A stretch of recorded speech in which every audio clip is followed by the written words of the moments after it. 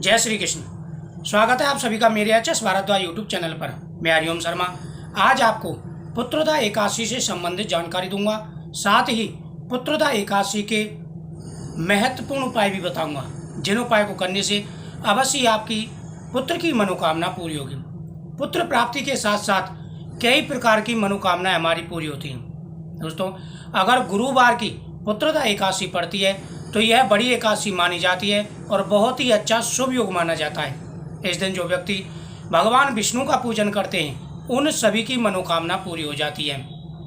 साथ ही शादी के बाद अगर पुत्र की प्राप्ति नहीं हुई है तो पुत्रदा एकादशी यानी पहले पुत्र आया है, पुत्रदा एकादशी यानी पुत्र प्राप्त कराने वाली एकादशी, पुत्रदा एकादशी बहुत ही अच्छा योग है। इस दिन अगर आप भगवान विष्णु का पूजन करते हैं तो आपकी मनोकामना अवश्य पूरी होगी। इस दिन साधारण से भी उपाय आपको करेंगे तो आपको विशेष लाभ मिलने वाला है, आपकी मनोकामना अवश्य पूरी होगी।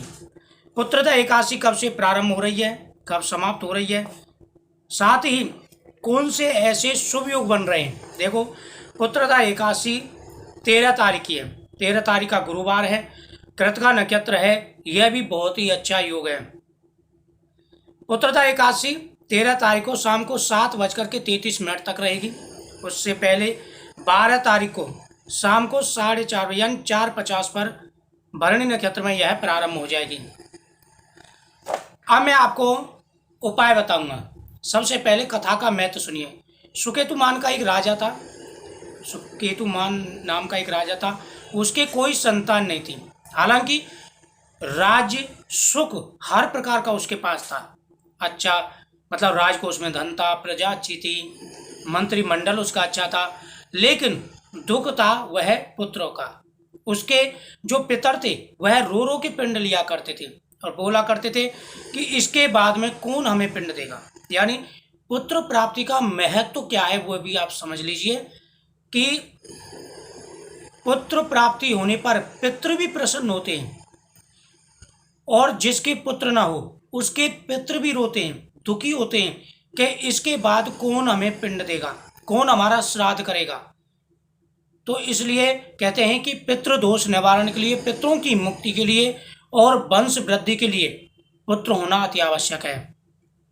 साथ ही पुत्र आप कोई भी, जैसे आपका अपना पुत्र हो या आप गोद ले सकते हैं या आप कहीं से भी पुत्र ले सकते हैं। जैसे बहुत से कई बेटे होते हैं और वह खुशी से देना चाहे तो आप वो भी ले सकते हैं, अपने भाई के पुत्र को भी आप ले सकते हैं।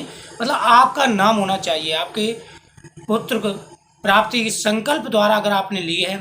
जैसे बहुत से कई प्रकार की परेशानी आ जाती हैं, महिलाओं को कई प्रकार की परेशानी आ जाती हैं, बच्चा नहीं हो पाता है, तो वह गोद भी पुत्र ले सकते हैं, लेकिन पुत्र होना अति आवश्यक है। तो वह राजा बड़ा परेशान था, बड़ा दुखी था, उसके इस पुत्र नहीं था, तो वह मंत्रियों से बतरा करके और जंगल में गया ऋषियों के पास।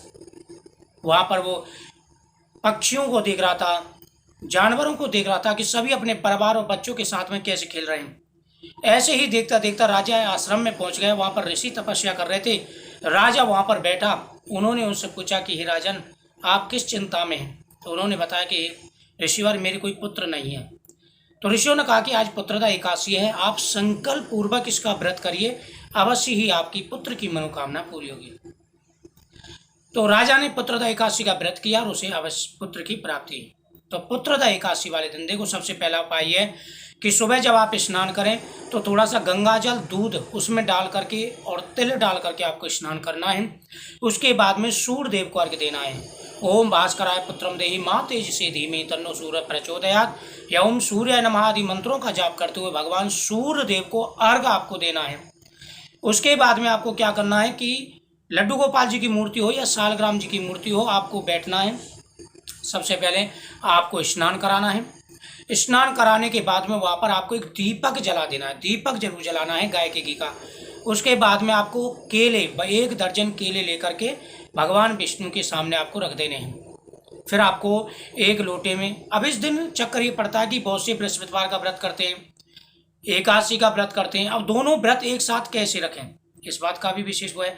तो इसमें यह होता है कि आपने एकादशी का व्रत अवश्य रखना है और वीरवार की पूजा भी करनी है। वीरवार में पीला भोजन किया जाता है। लोगों की समस्या है कि पीला भोजन किया जाएगा, और एकादशी में पीला भोजन करते नहीं हैं, हल्दी का प्रयोग नहीं करते, तो आपको फलाहार ही लेना है और बृहस्पतिवार की पूजा कर, लेकिन एकादशी का व्रत आपको जरूर करना है। बृहस्पतिवार की आप पूजा भी कर सकते हैं, कोई परेशानी नहीं है। तो आपको बृहस्पतिवार की कथा सुननी है तो हाथ में जल लेना है कि प्रभु मेरी पुत्र की मनोकामना पूरी हो, ऐसा कह करके भगवान के सामने आपको छोड़ देना है। उसके बाद में आप कथा का श्रवण करेंगे, फिर इस एकादशी की कथा का श्रवण करेंगे।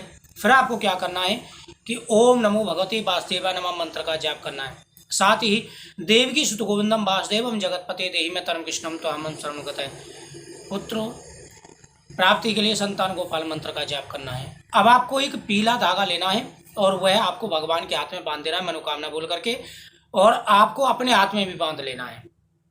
आपको अपने हाथ में भी बांध लेना है, उसमें आपको 11 गांठें लगानी है, या आप 21 गांठ भी लगा सकते हैं अपनी मनोकामना के लिए। तो आपको संकल्प करना है कि प्रभु, या आप 26 गांठ भी लगा सकते हैं एकादशियों की, कि मैं इतनी एकादशी व्रत रखूंगा, मेरी पुत्र की मनोकामना पूरी हो। उतनी जितनी एकादशी आप रखें उतनी गांठें आपको उसमें लगानी है। उसके बाद में जब एकादशी पूरी हो जाए तो वह धागा आपको भगवान के चरणों में अर्पण कर देना है, जब पुत्र की मनोकामना आपकी पूरी हो जाए। जो केला आपने भगवान के सामने रखी, केले का प्रसाद आपको इस दिन नहीं खाना है। 2 केले उसमें से ले जा करके गौ माता को खिला करके आनी है। इस दिन आपको अगर संभव हो सके तो हवन भी छोटा सा जरूर कर लें। हवन का विशेष महत्व होता है, पति पत्नी दोनों मिलकर के हवन जरूर कर लें। उसके बाद में एक टाइम फलाहार करते हैं, फलाहार में अन्न नहीं खाते, आप भोजन में अन्न नहीं खाते, एक समय भोजन किया जाता है। कूटू का आटा, सिंगाड़े का आटा यह प्रयोग कर सकते हैं। दूसरे दिन चावल बना करके भगवान भोग लगाएं, और जो प्रसाद आपने भोग लगाया है केले का उसको भी आप खाएं चावलों के साथ में। गौ माता को आप जिनके कई बार दोष बन जाते हैं, संतान ही नहीं हो पाती, पुत्र की बात अलग है, तो उनको क्या करना है कि गौ माता को एक वस्त्र उड़ा करके आना है। इस दिन पीला कपड़ा एक गौ माता को उड़ा करके आ जाएं आप। गौ माता को आप मीठा खिला करके, केले खिला करके, जो केले आपने रखे भगवान सामने उसमें 2 केले ले जाके गौ माता को खिला करके और उनकी परिक्रमा दे करके आएँ, और गौ दुग्ध ला करके भगवान का भोग लगाएं, केसर डाल के उसका आप सेवन करें।